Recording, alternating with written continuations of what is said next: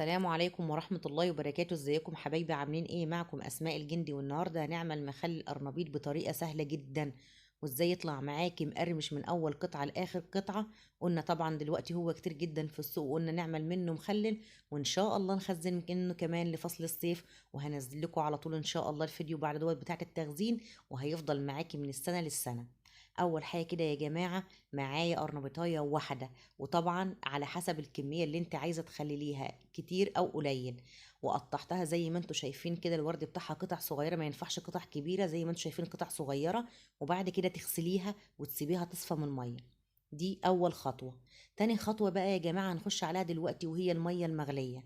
هغلي مية واطفي عليها، وانزل بكمية القرنبيط اللي معايا كلها في المية المغلية مع رشة ملح ليمون. اللي انا ضفتها دلوقتي دي رشة ملح ليمون. بعد كده هنزل بالقرنبيط اللي معايا كل الكمية ديت في المية المغلية.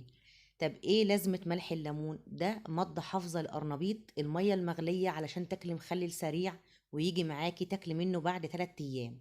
يبقى قلنا ايه لازمة ملح الليمون؟ مادة حافظة. ايه لازمة المية المغلية؟ لازمة المية المغلية ان ده مخلل سريع تاكلي منه بعد 3 ايام. طب لو انت عايزة تخليه يفضل معاكي فترة اطول، يبقى هتلغي خطوة المية المغلية. كده تمام. بعد كده هغطي على القرنبيط دوت لمدة 15 دقيقة. هغطي عليه لمدة 15 دقيقة وأنا طافية النار يا جماعة، دي مية مغلية بس. تمام، دي مية مغلية وطفيت النار عليها ونزلت بالقرنبيط مع رشة ملح الليمون. تاني خطوة بقى، بعد 15 دقيقة هجيب مصفى كده، وهشيل كل كمية القرنبيط اللي معايا اللي في المية دي تصفى تماما. مش هنزل بمية باردة عليه تاني، هو يبرد معايا، وبعد كده ابتدي بقى اخلله واعبيه في البرطمان بتاعي واعمل له المحلول الملح. تمام. ولازم أن تقطعيه قطع صغيرة كده، وإن شاء الله هيطلع معاكي مخلل ناجح 100%، وأحلى بكتير يا جماعة من اللي بنشتريه من بره. بجد فصل الشتاء فيه خير كتير، ولازم نستغل ونملى بيتنا بالخير ده طبعا. وبجد بجد هيطلع معاكي مقرمش حلو جدا. بعد كده يا جماعة أنا بقى صفيته من المية، وهبتدي بقى أعمل له المحلول بتاعه. أول حاجة هعمل الدقة. أنا معايا 5 فصوص من الثوم، معلقة سكر، معلقة كمون، معلقة كزبرة، وقرن فلفل حامي. وقرن فلفل حامي. طب إيه لازمة الكمون؟ علشان طبعا ريحته، ولازمة الكزبرة يا جماعة بتديله ريحة حلوة قوي. بجد الدقة ريحتها خطيرة جدا. طبعا هنزل بقى في الكبة وافرم كل الحاجات دي كلها مع بعضيها. وسر بقى قرمشته يا جماعة هي معلقة السكر، لابد من معلقة السكر دي يا جماعة، بتديله قرمشة حلوة، وكمان تعتبر مادة حافظة ليه. وهتاكلي من القرنبيط ده بعد 3 ايام هتاكلي منه. تمام، ده مخلل سريع يا جماعة، وهيجي معاكي على طول، وهتاكلي منه على طول. ضربت بقى القرن الفلفل الحامي بمعلقة السكر بمعلقة الكمون بمعلقة الكزبرة. وممكن تضيفي الكزبرة ديت حب زي ما هي، والكمون برضو حب. طيب نيجي بقى للخطوة الأهم، علشان المخلل ما يتهريش معانا ويبوظ معانا. لكل كوباية مية طبعا أول خطوة هنزل بقى بمعلقتين الخل. عايزه امشي معاكم خطوه بخطوه، علشان ايه؟ تبقوا يطلع معاكم مخلل زي الفل. ولازم جميع انواع المخللات تكون الميه مغليه ونبردها. دي ميه مغليه. هنزل ب5 كوبايات من الميه المغليه. ال5 كوبايات يا جماعه عليهم 5 معالق ملح. لكل كوبايه ميه معلقه ملح. تمام. انا نزلت ب5 كوبايات على الدقه اللي انا عملتها. هنزل ب5 معالق من الملح. هدوب المحلول الملحي ده كله كده لحد ما الملح يدوب معانا، وكمان معلقه السكر تدوب معانا. لحد كده ماشيين كويس. خدوا بالكم الخطوات دي علشان يطلع معاكم مخلل في منتهى الجمال. وبجد كانت ريحة المحلول دي خطيرة جدا، يعني ممكن تشربيها من غير ما تضيفي لها كمان المخلل. بجد ريحتها حلوة قوي. البرطمان بتاعك مغسول وطبعا معقماه ومنشفاه في المية، وتنزلي بقى بكمية القرنبيط اللي معاكي كلها، وتبتدي بقى تديله ايه، تضغطي عليه ضغطة تمام كده، علشان كل الهواء اللي في البرطمان يطلع معاكي.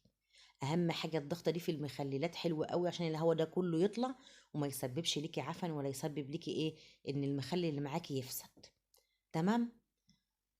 هعبي كل الكميه اللي معايا كده واضغط عليها ضغطه حلوه، وبعد كده ابتدي بقى يا جماعه اضيف المحلول الملح الخطير اللي بجد ريحته تحفه قوي، وهيطلع معاكي مخلل احلى من اللي بتشتريه من بره 100 الف مره. بجد جربيه ومش هتندمي. لكل كوباية مية يا جماعة معلقة ملح، لكل كوباية مية معلقة ملح. وطبعا انا ضفت معلقتين من الخل، ما تضيفيش خل كتير، معلقتين بس. تمام. وزي ما قلت لكم يا جماعه، بعد ما هتشيليه من الميه السخنه ما تنزليش عليه بميه بارده من الحنفيه، عشان ده مجرد يوم او 3 ايام بالكتير وهتاكلي منه. عايزه تسيبيه لفتره اطول، يبقى تلغي خطوه الميه المغليه دي خالص، وتعملي نفس الخطوات كلها اللي انا ماشيه عليها. يا رب اكون قدرت بقى افيدكم لو اي حاجه كده صغيره. ما تنسوش بقى اشتراك في القناه وفعلوا الجرس عشان يوصلكم كل جديد، ولايك حلو للفيديو. هنزل بقى بالمحلول الملح اللي انا عاملاه ده كله لحد ايه ما كل المحلول ده يغطي القرنبيط. طب لو المحلول ما كفاش، عيدي نفس الحكايه علشان تغطي كل البرطمان معاكي ايه بالمحلول. تمام. جربوا يا جماعة، خطوته سهلة جدا. الناس اللي فاكرة ان هو صعب، بجد تخليله سهل جدا وحلو قوي وطعمه حلو، وكل الاطفال بتحب مخلل القرنبيط، وطبعا فيه قيمة غذائية جامدة جدا.